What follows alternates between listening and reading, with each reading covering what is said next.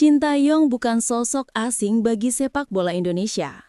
Datang pada tahun 2019, ia langsung membawa perubahan besar.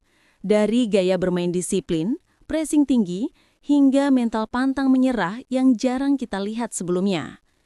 Puncaknya terjadi saat Indonesia tampil gemilang di Piala Asia dan kualifikasi Piala Dunia Zona Asia. Namun, hubungan antara STY dan federasi tak selalu harmonis. Beberapa kali muncul kabar perbedaan pandangan dengan pengurus PSSI, terutama soal manajemen tim dan naturalisasi pemain. Ketegangan itu memuncak hingga akhirnya kontraknya tidak diperpanjang.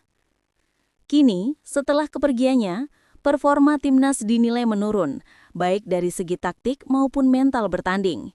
Banyak pihak mulai menyebut, tim ini kehilangan ruhnya sejak Shin pergi. Publik pun terbelah.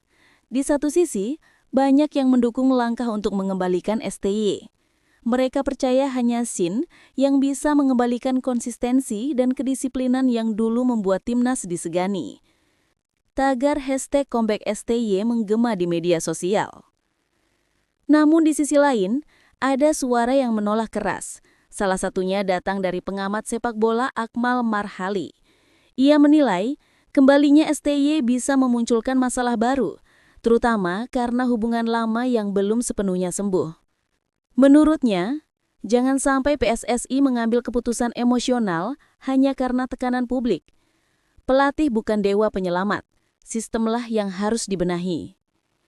Komentar itu memancing reaksi tajam dari netizen. Sebagian menyebut Akmal terlalu pesimis, tapi ada juga yang menilai pandangannya realistis. Sementara itu, Ketua Umum PSSI, Erick Thohir masih memilih untuk tidak banyak bicara. Namun dalam beberapa kesempatan, Erick terlihat memberikan isyarat diplomatis. Ia menyebut, kami akan evaluasi semua, termasuk kemungkinan pelatih lama kembali. Yang terpenting bukan siapa pelatihnya, tapi siapa yang paling siap membawa Garuda terbang lebih tinggi. Pernyataan itu memunculkan spekulasi bahwa pembicaraan internal memang sedang berlangsung. Bahkan, sejumlah rumor menyebut bahwa perwakilan STY telah menjalin komunikasi informal dengan pihak federasi untuk membahas arah proyek jangka panjang. Jika benar Shin Tae-yong kembali, maka beban di pundaknya akan 2 kali lebih berat. Ekspektasi publik melonjak, sementara tekanan dari federasi juga tak akan kecil. STY harus membuktikan bahwa dirinya bukan hanya pelatih asing yang sukses sesaat, tapi arsitek sejati kebangkitan sepak bola Indonesia. Namun di luar semua kontroversi, satu hal jelas, supporter Indonesia tetap jadi kekuatan terbesar. Mereka rindu melihat timnas tampil gagah, bermain penuh semangat, dan membawa bendera merah putih dengan kebanggaan. Mereka ingin melihat kemenangan bukan karena keberuntungan, tapi hasil dari kerja keras dan strategi yang matang. Kini, semua mata tertuju pada PSSI. Apakah mereka akan kembali membuka pintu untuk Shin Tae-yong atau memilih melangkah dengan wajah baru? Apapun keputusannya, sejarah sudah mencatat.